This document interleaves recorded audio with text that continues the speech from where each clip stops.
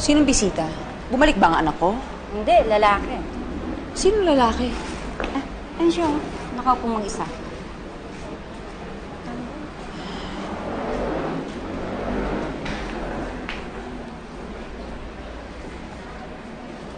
Sir?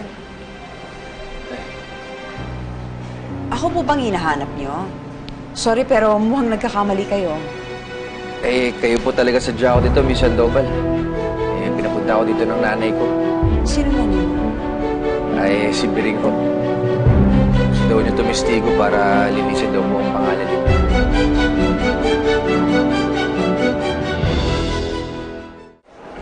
Salamat.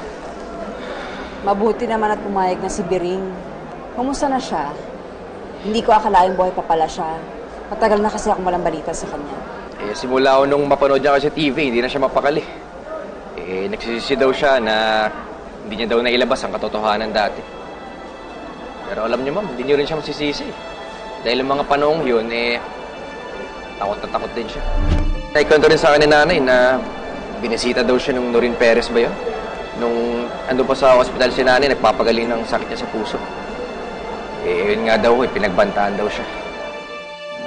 Biring, kamusta ka na? Nabuhay ka pa pala.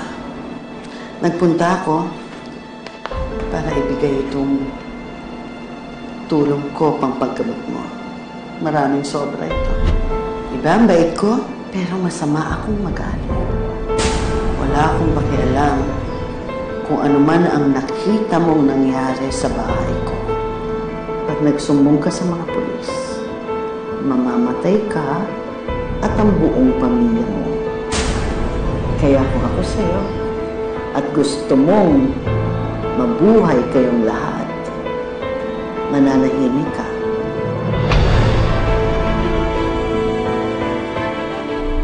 At isa pa, eh, siyempre iniisip din yung kalagayan namin na nanay. Kami mga anak niya. Mga bata pa kami noon eh. Kaya ma'am, sana mapatawad niyo siya dahil mas pinili niyang manahimik noon. Naiintindihan ko, Ricky. Kung ako man na nasa kalagayan niya, uunahin ko pa rin ang kapakanan ng mga anak ko. Pero alam niyo ma'am, eh, ayoko sanang gawin to eh. Dahil may sakit na si nanay. Ayoko sana madagdagan ng stress ang buhay niya. Kaso hindi ko rin matiis si nanay kasi. Eh, ayaw daw niyang mamatay kung hindi niya nailalabas ang katotohanan. Kaya ma'am, sana wala akong masamang mangyari kay nanay. Ipapakiusap ko sa abogado at sa mga pulis na proteksyonan siya. Yun lang ang magagawa ko. Pero sana magtiwala kayo sa amin. Saan ba kayo pwedeng puntahan ng anak ko? Siya kasi nag-aasikaso nitong kaso ko eh. Eh ma'am, mas okay siguro kung puntahan ko na lang siya. Eh, hindi po kasi ako komportable na may bumibisita sa amin.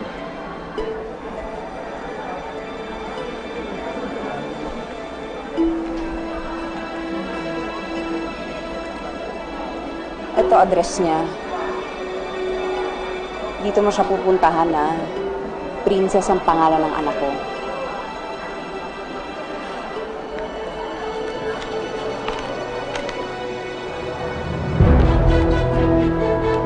Sige ma'am, bukas po pupuntahan ko siya. Maraming salamat sa inyo ng nanay mo, Ricky. Wala ka naman ako. Sige na po ako. Mag-ingat ka. Salamat.